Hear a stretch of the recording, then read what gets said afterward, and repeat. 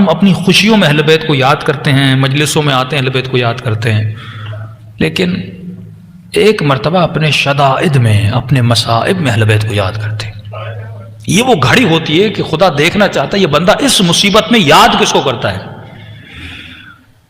مولانا صاحب کہتے ہیں مجھے ایجنسیز نے پکڑ لیا، کسی اور کنٹریز کی ایجنسیز تھیں، 65 دن مجھے کال کوٹھڑی میں رکھا، بے گناہ تھا، کہ میرے ہاتھوں کو باندھ لیا، میرے پاؤں کو باندھ کے مجھے سیدھا لٹایا جاتا تھا، اور جو میرے پاؤں کے تلوے ہیں وہاں بہت شدت سے مجھے مارا جاتا تھا۔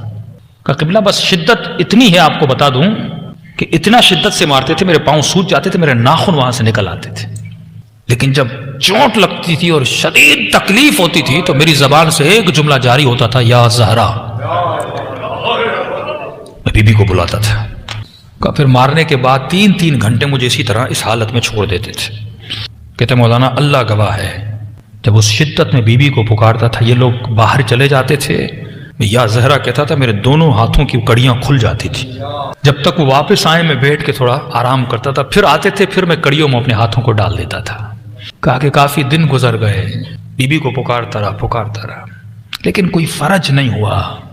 کہ ایام فاطمیہ قریب تھے اور 3 دن باقی تھے بی بی کی شہادت میں اپنی کال کوٹری میں بیٹھ کے رو رہا تھا اور کہہ رہا تھا، سیدہ اتنی مصیبت میں نے آپ کو اتنا بلایا، اگر آپ کی شہادت کے دن سے پہلے میں آزاد ہو گیا تو مجھے یقین ہو جائے گا میں آپ کا ہی شیعہ ہوں اور آپ مجھ سے راضی ہو، لیکن بی بی اگر اس دنوں کے بعد گزر گئے اور آزاد نہ ہوا، بس میں سمجھوں گا کہ مجھ میں قابلیت نہیں تھی، آپ مجھ سے راضی نہیں ہو۔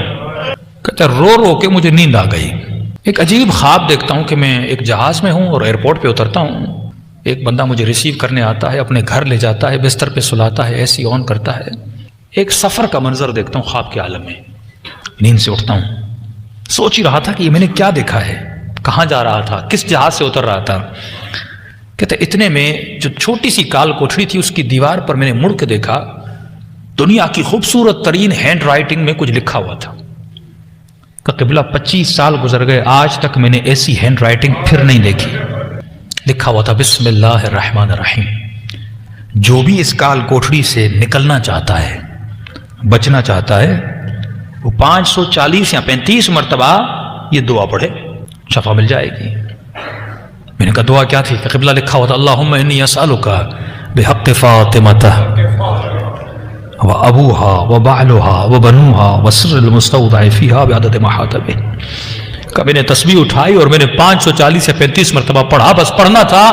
1 گھنٹے کے بعد دروازے پہ دستک ہوئی، میرا نام لیا اور کہا کہ آپ کو آزاد کر دیا گیا ہے، اور مجھے لیٹر دیا، معذرت خواہی کی، ہم نے بے جرم آپ کو پکڑا تھا، آپ آزاد ہو۔ کہ جیسے آزاد ہوا فوراً گھر گیا، شہر میں اعلان کیا کہ 3 دن میں سیدہ کی مجلس کرواؤں گا۔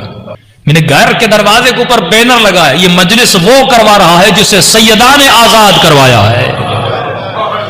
کہ یہ تعبیر تو ہو گئی۔ کہ مولانا میں